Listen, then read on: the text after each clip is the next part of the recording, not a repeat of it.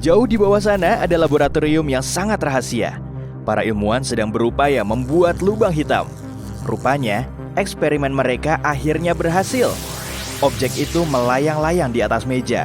Tapi, sesaat kemudian, hanya dalam sepersekian detik, langsung menelan meja itu bulat-bulat.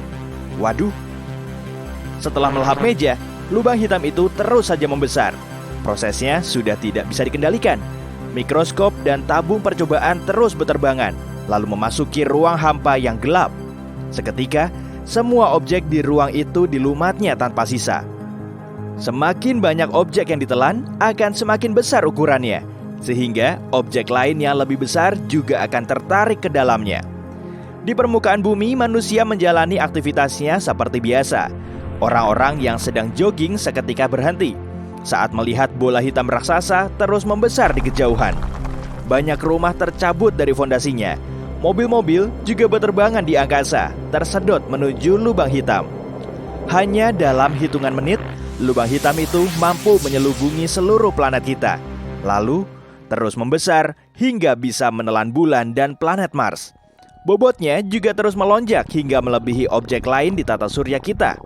Semua planet mulai mengelilinginya sebelum dilahap si monster raksasa. Matahari pun musnah. Kok suram gini ya? Tapi tenang, skenario di kehidupan nyata nggak akan begitu kok. Para ilmuwan kemungkinan memang sudah bisa membuat lubang hitam, tapi prosesnya tidak semengerikan tadi. Para ilmuwan melakukan proyek pembuatan lubang hitam di Jenewa menggunakan alat yang disebut Large Hadron Collider. Sebetulnya, alat ini bisa membuat sejumlah partikel bergerak pada kecepatan tinggi hingga saling bertumbukan. Kemudian, banyak energi akan terlepas dan berbagai efek menarik akan bermunculan. Para ilmuwan meyakini energi yang dilepaskan oleh tumbukan ini kemungkinan bisa menciptakan lubang hitam. Sebagian orang juga ada yang khawatir dengan efek yang ditimbulkan, sehingga melarang konstruksi Large Hadron Collider. Tapi, kalaupun lubang hitam bisa dibuat, ukurannya akan sangat kecil, sehingga tidak akan membahayakan. Lubang hitam menghasilkan banyak energi, lalu melepaskannya. Ya, kira-kira sepanas tungku perapian lah. Jadi, lubang hitam akan memudar saat mulai kehabisan bahan bakar. Kalaupun eksperimennya berhasil, lubang hitam yang tercipta akan segera terbakar, lalu lenyap dalam sepersekian miliar detik.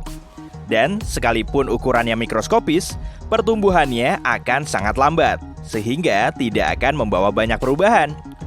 Toh kalau bisa bertahan cukup lama, sehingga mampu menyerap partikel kecil di sekitarnya, lubang hitam sekecil ini akan perlu waktu sekitar 0,5 triliun tahun agar bobotnya bertambah 450 gram. Sebetulnya, lubang hitam punya manfaat juga. Kalau ukurannya sebesar Gunung Everest, energi yang dihasilkan akan bisa mencukupi kebutuhan energi kita. Lubang hitam juga sangat padat. Objek sebesar Gunung Everest ini cuma perlu ruang yang super kecil. Tapi, para ilmuwan belum bisa membuat yang sebesar aslinya. Beberapa di antaranya bahkan ada yang seberat ratusan ribu kalinya matahari kita. Para ilmuwan baru saja mendeteksi lubang hitam yang sedang menelan objek lain. Lubang hitam yang sedang merobek bintang raksasa menjadi salah satu fenomena yang paling memukau di alam semesta kita. Bobotnya sangat berat, sifatnya juga destruktif. Karena itulah, lubang hitam menjadi objek yang menakjubkan sekaligus mengerikan. Sebetulnya, warnanya tidak benar-benar hitam. Ukurannya saja yang sangat masif, sehingga cahaya tidak bisa lolos dari tarikannya. Jadi, wujudnya memang tidak kasat mata. Para ilmuwan cuma bisa mendeteksinya dengan peralatan khusus. Kebanyakan lubang hitam berasal dari bintang yang hampir mati. Nah, bintang yang masih produktif bisa diibaratkan seperti tungku raksasa yang membakar hidrogen, lalu melepaskan banyak energi. Energi yang dihasilkan matahari kita di setiap detiknya lebih banyak dari energi yang dihasilkan manusia. Energi inilah yang kemudian sampai ke bumi dalam wujud panas. Lalu, terciptalah kehidupan di planet kita karena panas tersebut. Ekspansi ini cuma bisa dihentikan oleh gravitasi, gaya yang akan menarik objek menuju benda yang berat. Kebanyakan orang memahami gravitasi sebagai gaya yang membuat kita tetap menapak di tanah, sehingga kita tidak akan melayang-layang menuju ruang angkasa. Gaya gravitasi antar bintang sangatlah kuat, sampai-sampai bisa membuatnya runtuh. Jadi, pada bintang yang masih produktif, gaya gravitasinya akan tertarik ke dalam, lalu energi yang dilepaskan akan mengembangkannya seperti balon. Seringnya, kedua gaya ini saling menghambat. Tapi, saat bintang kehabisan bahan bakar, gaya dorongnya sudah tidak ada, sehingga tidak bisa mencegahnya dari keruntuhan. Sebagian bintang jumbo menghasilkan banyak energi, sehingga perlahan-lahan memulai menjadi raksasa merah. Saat bintang ini kehabisan bahan bakar, suhunya akan turun, sehingga gravitasi akan mendorongnya ke dalam ruang sempit. Ilmuwan menggunakan matahari kita untuk menentukan ukuran benda-benda langit. Berat matahari kita sama dengan 1 massa matahari. Kalau bintang ringan seperti matahari kita runtuh, perubahannya tidak terlalu kentara kok. Jadi tenang saja, oke? Jangan terlalu khawatir kalau nanti kamu akan ditelan lubang hitam. Tapi lain lagi ceritanya kalau yang runtuh adalah raksasa merah seberat 10 massa matahari. Efeknya tentu akan jauh lebih besar. Kalau sampai runtuh, bintang seperti ini akan meledak sebagai supernova. Cahayanya akan menyinari seluruh galaksi. Bintang masif yang bisa melahirkan supernova terkadang berubah menjadi lubang hitam. Karena sangat berat, gravitasinya mendorong dan memadatkan sampai runtuh menjadi lubang hitam, hanya dalam hitungan sepersekian detik. Kita tahu lah ya, bagian dalam lubang hitam sangatlah misterius dan ganjil. Ukurannya sangat masif, sehingga bisa membelokkan waktu. 1 detik di dekat piringan hitamnya saja bisa setara dengan berminggu-minggu, bahkan berbulan-bulan di bumi kita, tergantung ukurannya. Pada tahun 2019 lalu, para ilmuwan mendeteksi lubang hitam sedang menelan bintang yang ukurannya sebesar matahari kita. Meskipun luasnya 1,4 juta kilometer, bintang itu benar-benar terjebak di medan gravitasinya. Keduanya saling mengorbit, lalu perlahan saling mendekat. Dan akhirnya, bintang itu musnah ditelan lubang hitam yang tak kasat mata itu. Terkadang, lubang hitam juga memancarkan energi ke ruang angkasa. Setelah lubang hitam menghancurkan bintang, plasma panas akan melesat keluar dengan kecepatan 10.000 km per detik. Sekitar setengah massa bintang itu ditelan, lalu sisanya dilepaskan menuju angkasa luar. Dan uniknya, raksasa yang rakus ini juga menelan lubang hitam lain saat ukurannya cukup besar. Baru-baru ini ada 2 lubang hitam yang masing-masing berbobot 85 massa matahari dan 66 massa matahari, saling bertabrakan. Saat mulai bertabrakan, lubang hitam besar akan selalu menelan lubang hitam kecil, sehingga massanya terus bertambah. Kemudian terbentuklah lubang hitam baru sebesar 142 massa matahari. Ukuran lubang hitam segitu masih terbilang sangat kecil loh. Objek ini akan terus menelan semua benda yang ada di sekitarnya hingga ukurannya menjadi supermasif dan sangat membahayakan. Seisi galaksi Bima Sakti kita berputar mengelilingi salah satu medan gravitasinya. Monster ini berbobot sekitar 4 juta massa matahari atau lebih dari 1 triliun kalinya planet kita. Itu saja belum termasuk yang paling besar. Menurut teori, lubang hitam juga bisa terbentuk tanpa ledakan dahsyat. Awan-awan gas besar yang bobotnya ratusan ribu massa matahari bisa menyusut oleh gaya gravitasinya. Terbentuklah bintang. Objek ini sudah sangat berat sehingga akan terus memadat menjadi lubang hitam tanpa melahirkan supernova. Lubang hitam supermasif memang jauh dan sulit diamati, sehingga belum bisa dijelaskan secara pasti. Belum banyak yang kita ketahui mengenai lubang hitam, sehingga banyak sekali spekulasi. Selama puluhan tahun, para ilmuwan telah berteori mengenai cara memanfaatkan lubang hitam. Lubang hitam bisa membelokkan waktu, jadi kita bisa menjelajah ke masa depan dengan teknologi yang tepat. Kalau pesawat luar angkasa yang cukup canggih bisa dibuat, masalahnya akan bisa teratasi. Maka, perlu diputuskan. Mereka mau menjelajahi lubang hitam sampai mananya. Beberapa menit atau jam yang mereka lalui di sana akan setara dengan bertahun-tahun di bumi kita. Mereka bisa berumur ribuan tahun tanpa menua secara fisik. Wah, luar biasa ya. banyak energi untuk mendukung keberadaannya. Katai merah mirip mobil hemat energi, karena itu bisa bertahan sampai ratusan miliar tahun. Sebagian katai merah terkecil mungkin hidup sampai 10 triliun tahun. Sebagian besar hidrogen dalam bintang mirip matahari, tetap tak terpakai. Gas ini lebih banyak terdapat di atmosfer dibanding dalam inti bintang tipe itu. Artinya, hidrogen nggak terlibat dalam reaksi fusi. Lain halnya dengan katai merah. Katai merah mengedarkan plasma di seluruh bintang. Bintang ini menarik hidrogen baru dari lapisan luar ke dalam intinya. Itu yang membuat reaksi fusi tetap berjalan. Suatu hari, jauh di masa depan, bintang-bintang seperti matahari kita akan kehabisan bahan bakar dan mati. Alam semesta akan penuh katai merah kecil. Mereka nggak akan punya cukup energi untuk bersinar dan menerangi ruang di sekitarnya. Keturunan kita, kalau ada, akan mewarisi alam semesta gelap dan redup. Ketika menua, matahari akan membesar sehingga akan menghancurkan planet-planet di dekatnya. Pertama, Merkurius, lalu Venus, lalu kita. Di sisi lain, mungkin bumi akan bertahan, tapi kemungkinannya kecil dan nggak lama. Matahari akan membakarnya sampai garing ketika planet kita mendekat. Planet-planet luar tata surya juga akan selamat, tapi mereka akan bergerak makin jauh memasuki ruang angkasa. Matahari akan kehilangan sebagian masanya saat ukurannya membesar. Tarikan gravitasinya menentukan orbit planet-planet. Ketika bintang kita menjadi kurang masif, gravitasinya juga akan melemah. Dan planet-planet luar nggak akan punya ikatan kuat dengan matahari. Tata surya kita nggak terisolasi. Ada banyak bintang lain dalam galaksi kita. Dalam 30 miliar tahun, bintang-bintang yang beredar di dekatnya akan mengacau planet luar, lalu dengan cepat melontarkan semua planet terbesar keluar dari tata surya. Planet terakhir akan tinggal agak lebih lama, mungkin 100 miliar tahun. Tapi planet ini pun lambat laun akan ditendang dari tata surya. Ada teori yang mengatakan bahwa kita memperoleh sebagian besar air di planet ini dari meteorit dan komet bermuatan es, juga bola es dan debu beku. Ketika mereka menabrak bumi muda, mungkin mereka membawa air yang diperlukan untuk pembentukan kehidupan. Tapi, objek yang mungkin telah membentuk kehidupan di bumi juga bisa menjadi akhir dari planet kita. Bukan seandainya, tapi lebih pada kapan.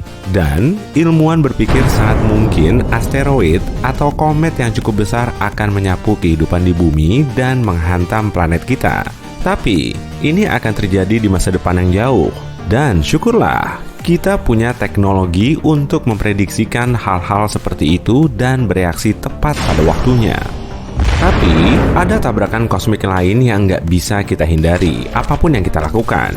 Andromeda, galaksi tetangga kita, sedang bergerak 110 km per jam ke arah tata surya. Jarak antara Bima Sakti dengan Andromeda sejauh 2,5 juta tahun cahaya. Jadi, tetangga kita belum akan segera melalui jarak itu. Tabrakan baru akan terjadi dalam waktu sekitar 4 miliar tahun. Tabrakan antara dua galaksi seperti itu bisa menyebabkan kekacauan besar bagi keturunan kita kalau masih ada yang tinggal di bumi. Kedua galaksi akan bergeser saling melewati, lalu keduanya akan berpisah sampai gaya gravitasi mulai menarik keduanya. Ketika menyatu, kedua galaksi akan kehilangan strukturnya yang mirip cakram, lalu membentuk satu galaksi elips besar. Galaksi ini bahkan sudah punya nama panggilan, Milkomeda. Bima Sakti yang kita kenal sekarang nggak akan ada lagi.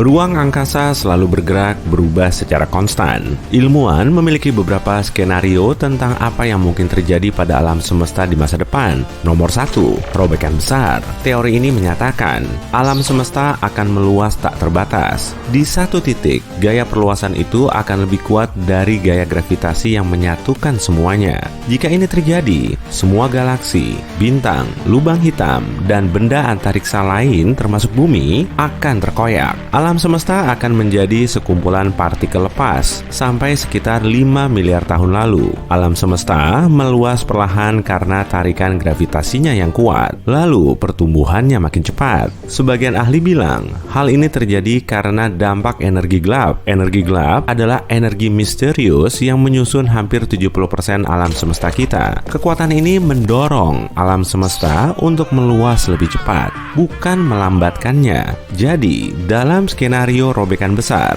energi gelap akan unggul atas gravitasi, hingga pada titik bisa mengoyak atom-atom secara individu.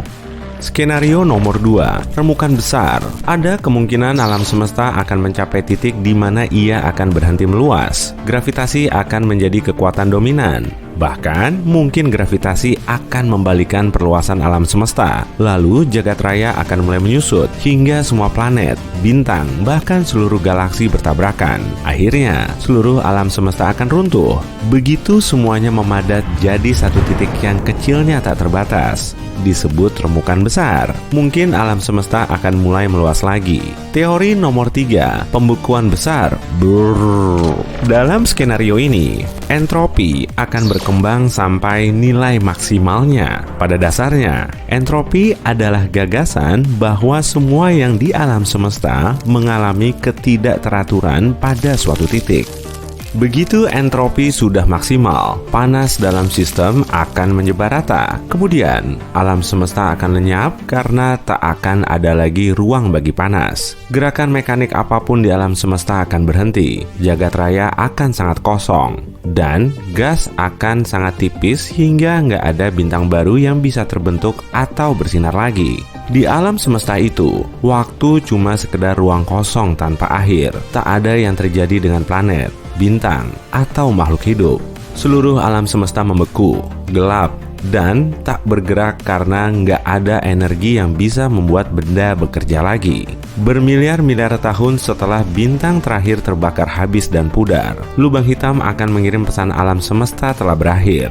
Lubang hitam adalah area dengan gaya tarik gravitasi yang sangat kuat, begitu kuat hingga nggak ada yang bisa lolos darinya. Lubang hitam bisa semasif 100 matahari, sedang lubang hitam supermasif masanya bisa melebihi 1 miliar matahari.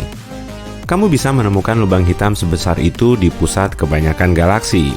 Seperti semua yang lain, lubang hitam juga akan berakhir. Tapi saat momen itu tiba, lubang hitam nggak akan lenyap begitu saja. Lubang hitam akan hilang dengan ledakan besar kembang api yang menerangi alam semesta dalam momen-momen terakhir keberadaannya. Ini akan menjadi akhir dari seluruh era. Lubang hitam biasanya bertahan dengan menelan bintang dan gas yang mendekatinya. Kerakusannya adalah fitur utama yang memberitahukan keberadaannya. Seringnya ada piringan akresi di sekelilingnya. Piringan ini tersusun atas semua materi dan partikel yang telah dikoyak dan ditarik masuk. Mirip air ketika berpusar memasuki lubang drainase. Ketika materi dan partikel mendekat, mereka akan bergerak makin cepat. Ini menghasilkan panas yang membuat piringan akresi bersinar, yang sekali lagi memberitahukan keberadaan lubang hitam. Ya, lubang hitam memang nggak begitu lihai main petak umpet. Benda-benda yang melintasi horizon lubang hitam yang juga disebut point of no return akan hilang selamanya. Tapi, Stephen Hawking berteori bahwa kamu mungkin bisa lolos dari lubang hitam. Ada partikel bergerak bahkan di ruang hampa. Misalnya, sebuah partikel memiliki energi positif dan yang lain negatif. Keduanya mendekati lubang hitam. Salah satunya mungkin akan jatuh ke dalam, sedang yang satunya akan lolos. Itu artinya, lubang hitam telah memancarkan partikel itu, dan partikel ini telah mengambil sebagian masanya, yang bisa menyebabkan lubang hitam mulai menyusut. Ketika mulai menguap, lubang hitam kehilangan masanya dan pelan-pelan mengecil. Makin banyak partikel mulai meninggalkannya, hingga semua energi yang tersisa lenyap sama sekali. Dalam bersepuluh detik terakhir, akan ada kilatan energi dan cahaya raksasa di area antariksa yang sangat sempit. Lalu, semuanya tiada. FOMO Laut B, planet yang satu ini emang aneh banget. Bukan karena namanya sih, tapi karena telah hilang secara misterius. Planet ini pertama kali difoto pada tahun 2008 dan kala itu menjadi sensasi. Ilmuwan memperkirakannya sebagai eksoplanet raksasa, tapi ternyata masanya kecil dan terus runtuh menjadi serpian debu. Gerak-geriknya mirip awan debu masif. Gliese 1214b yang menawan ini berada di lingkungan beruap. Uap kan berasal dari air, bener banget. Planet ini memang dipenuhi dengan zat mirip air. Suhunya berkisar antara 120 sampai 280 derajat Celcius, jauh lebih panas dari planet kita. Wujudnya juga berupa planet laut, tapi sayangnya, informasi mengenai planet ini masih sangat sedikit sejak ditemukan pertama kali pada tahun 2009 lalu. Kalau kamu mau nyoba pengalaman langsung berjalan di atas es dan batu bara panas sekaligus, datang aja ke Gliese 436b. Jaraknya sangat dekat dengan bintang induknya, sehingga eksoplanet seukuran Neptunus ini punya suhu haut lebih panas dari oven yang menyala. Meski tertutup es, permukaannya terus membara setiap waktu. Es ini sangat padat karena gravitasi Gliese 436b sangat kuat, sehingga tetap beku dalam kondisi ekstrim. Tapi rupanya kondisi di Gliese masih belum ada apa-apanya. Suhu normal Corot 7b mencapai lebih dari 2200 derajat Celcius. Dengan permukaan yang berbatu-batu, planet ini menyuguhkan pemandangan bak di dunia bawah tanah. Bebatuan di permukaannya berbuih dan mendidih, lalu menguap ke atmosfer. Setelah beberapa saat, uapnya akan dingin dan turun kembali dalam bentuk hujan belerang. Tapi ngenesnya, Corot 7b ini kemungkinan pernah menjadi raksasa gas yang atmosfernya meleleh oleh panas. Lalu tersisa intinya saja yang hangus. Corot Exo 3b nggak sepanas planet barusan sih, serta nggak sedingin kebanyakan planet lain. Raksasa gas ini seukuran Jupiter, tapi 20 kali lebih padat, sehingga gravitasi eksoplanet ini menarik semua objek yang ada di permukaannya sampai 50 kali gravitasi di bumi. Jangan berani-berani menginjakan kaki di atasnya, karena tubuhmu akan langsung hancur oleh atmosfernya yang padat. Planet Trace 2b selalu berhiaskan langit malam tiada akhir. Dan tentunya bukan malam indah yang bertabur cahaya bintang di langit cerah loh ya, tapi malam pekat bersuhu panas. Raksasa gas Trace 2b berukuran sekitar 1,5 kali lebih besar dari Jupiter, dan permukaannya jauh lebih bisa menyerap panas daripada arang. Di sana juga mungkin terdapat cahaya merah gelap karena udaranya sepanas lava yang baru dimuntahkan dari dapur magma. Rupanya, Saturnus sering dianggap punya lingkungan yang ramah ya. Suhu di sebagian lapisan bola raksasa gas ini sebetulnya cukup bersahabat. Saat menjelajahi Saturnus, kamu akan menemukan lapisan bermolekul cair, suhunya 0 derajat Celcius, mirip-mirip bumi lah. Tapi, lapisan ini cuma sebagian kecil dari sisi planet yang super dingin. Kamu nggak akan bisa mendarat di Saturnus dalam keadaan yang sama seperti saat kamu berada di bumi. Di sana, tubuhmu akan berubah jadi bola salju atau kristal es. Yuk, beralih ke Jupiter. Seluruh permukaannya tidak padat karena planet ini terdiri dari hidrogen dan helium. Kamu juga nggak akan bisa menjajakan kaki di permukaan bola gas ini. Namun begitu, Jupiter juga agak beda dari Saturnus. Meski nggak bisa menyelami isi dalamnya, kamu masih bisa melayang di atas Jupiter. Planet ini seperti awan raksasa, dan kalau kamu bisa mendarat di permukaannya, rasanya akan seperti berjalan di atas kabut super tebal. Suhu di sana sangat fluktuatif, dan permukaannya sangat dingin, nggak seperti di Saturnus. Makin dalam kamu menyelam, akan makin panas suhunya. Biasanya, oksigen dianggap sebagai unsur pembentuk kehidupan di suatu planet. Tapi hal ini nggak berlaku di planet Osiris. Ilmuwan terkaget-kaget saat mendeteksi adanya oksigen di Osiris. Lebih tepatnya, di sekelilingnya, karena jaraknya 8 kali lebih dekat ke bintang induknya dibanding jarak Merkurius ke matahari. Jarak ekstrim ini menjadikan Osiris seperti ketel peleleh. Objek apapun akan terbakar di situ. Hal ini juga menyebabkan orbit Osiris sangat pendek. 1 tahun di sana cuma selama 3,5 hari di bumi. Selain itu, atmosfernya terus-menerus bertiup dan meleleh oleh bintang induknya yang super panas. Planet Warp 76b juga sangat berbahaya saat turun hujan. Suhunya sangat panas sehingga melebihi 2370 derajat Celcius. Suhu setinggi itu bisa menguapkan besi loh, sehingga turunlah hujan besi. Raksasa gas ini mirip Jupiter, jaraknya sangat dekat dengan bintang induknya, sehingga areanya terbagi menjadi 2. Setengah bagian selalu mengalami siang hari, sedangkan setengahnya lagi selalu diselimuti malam gelap.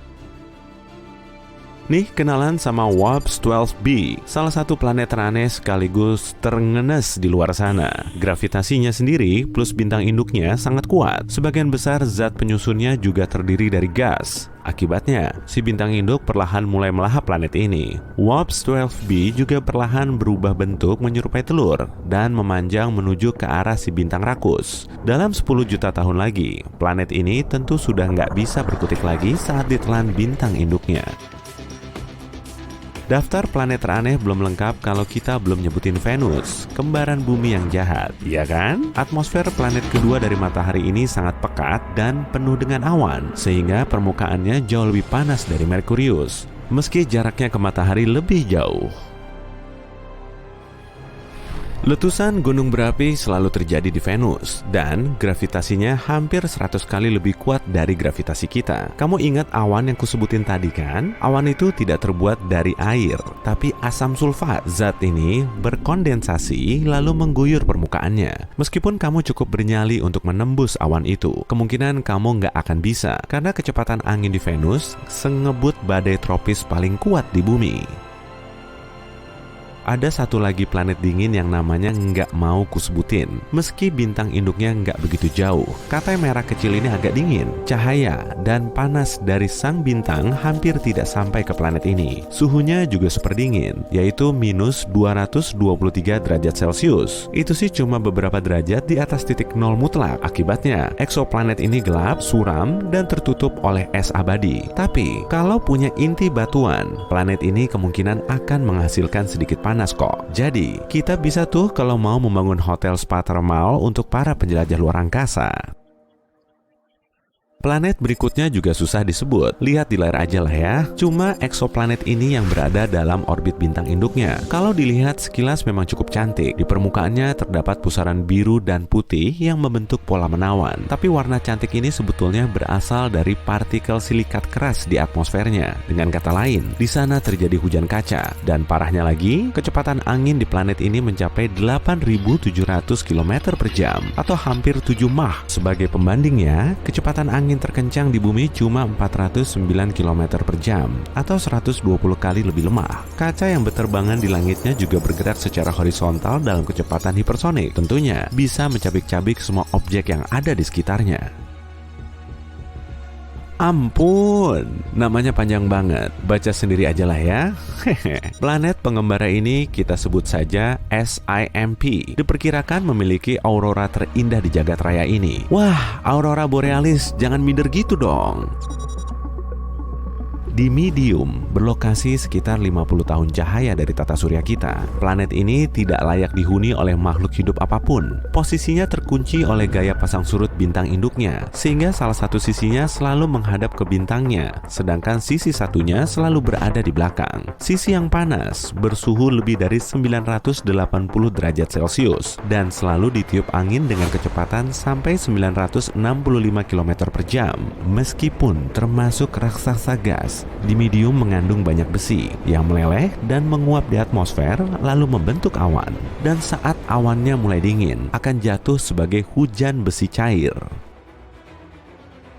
Dalam sistem bintang 55 Cancri, ada 5 planet. 4 diantaranya merupakan raksasa gas mirip Jupiter dan Saturnus. Tapi planet yang kelima, atau kita sebut saja sebagai planet pertama, karena paling dekat dengan bintang induknya, memang beda dari yang lain. 55 Cancri A sangat dekat dengan si bintang induk sehingga setengah sisinya mengalami gelap abadi. Cuma satu sisinya yang menghadap ke bintang tersebut. Di antara kedua sisinya juga terdapat zona senja atau semburat tipis yang agak redup. Sistem ini punya 3 eksoplanet. Ketiganya perlahan dihancurkan oleh bintangnya sendiri. Jelas saja, bintang itu bukan sembarang bintang, tapi pulsar atau inti bintang yang berputar sangat cepat. Akibatnya, terciptalah gelombang elektromagnetik ke berbagai penjuru yang bisa berotasi hingga ribuan kali per detik. Kemudian, semua planet yang mengorbit bintang mati ini akan ditelan dan akhirnya benar-benar lenyap.